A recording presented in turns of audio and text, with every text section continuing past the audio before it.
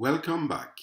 In this tutorial, we are going to look at the second part of the balance sheet. The first part was the assets, what the company owns, and now we are going to look at the liability and shareholders' equity.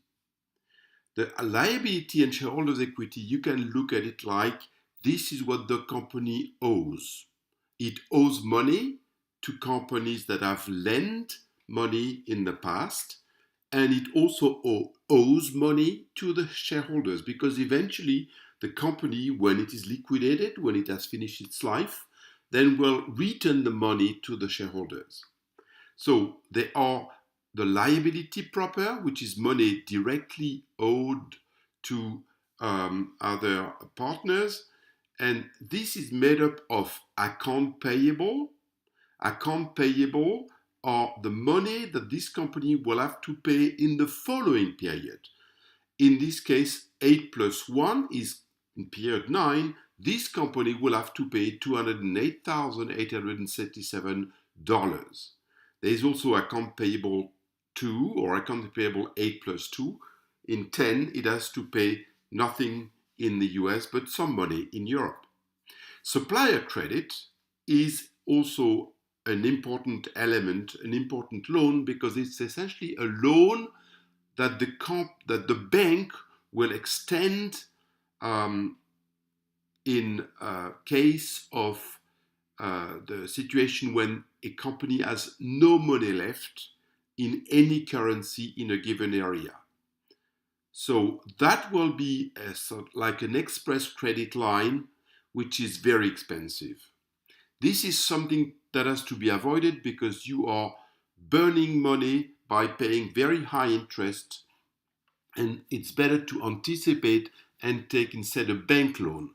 The bank loan is essentially like 50% cheaper than the supplier credit. Anticipating, therefore, will make you save money. Then the total of these four lines will be current liabilities. The current liabilities are essentially debt that has to be paid in the next one or two periods. Then we come to long-term liabilities, but they do not apply to the areas, they only apply to the home office. Therefore, we'll come back to this later. And then the shareholders' equity. The shareholders' equity is what your company has received from the owners, from the shareholders to operate. There is no common stock and paid-in capital at the level of the area. I will explain later what this is. But this shareholders' equity at the area level is in the form of retained earnings. These are accumulated profits that you have kept in operation. Now, in this case, are losses in the US, but they are positive earnings in the EU, in Europe. And the second item, which is very important in the area, is home office control. I mentioned in the section on the assets that you can see home office control as the equity of your subsidiary in the US. This company has $4.3 million worth of equity that has been invested by the mother company in the past.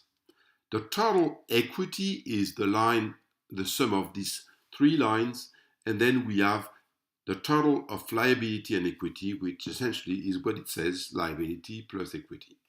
The same goes for Europe, the same goes for Brazil. Now, when it comes to the home office, we have a different situation. You may have no account payable there, but you may have positive supplier credit. That's not good, but that's typically the case when you spend money that you do not have. Maybe you invest in currencies or you transfer too much money to other areas, and then you're hit by supplier credit. Likewise, you could have borrowed money from the home office bank, or maybe you may have issued bank loan, long-term bonds, junk bonds, and that will be cheaper than going into supplier credit. You can also borrow from other companies, intercompany loans. That's also cheaper because it is typically negotiated, and that's of course a little bit better, or not a bit better, a lot better than going into supplier credit. The sum will be, of course, total liability. The equity of the home office section is much more detailed, because that's where you have received the money from your shareholders. The common stock is what your shareholders have invested in your company. In this case, 6 million Swiss francs. That's the starting equity, you could say. And then you start operating. Paid-in capital is when you pay dividends to your shareholders. They may be pleased and interested some more in your company, and they might invest some more and therefore extend their equity into your company, giving you more equity, in other words. In this case, there is none because probably this company didn't pay any dividends. But you should not expect that too much money will be invested anyway. Then we come to retained earnings. Just like we had retained earnings in the different areas, we have also retained earnings in the home office. In this case, the retained earnings in the home office is pretty negative. That means it has made losses and accumulated losses, and therefore it is also in negative territory here. Home office control, by definition, there is none in the home office. Then comes unrealized gain and losses. Unrealized gains and losses is only a potential loss.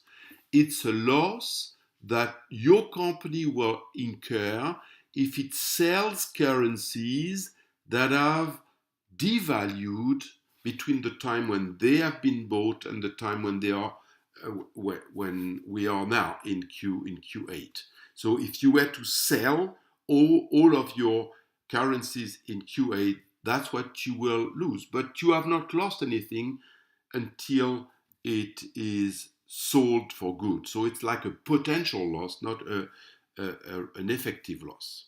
Total equity, and then of course total equity plus total liability will be there equal to what you have in total assets. And again, like for assets, you have the consolidation column. The consolidation column is the value in Swiss francs to give you a synthetic view of what your company has in terms of the different items in the liability and equity.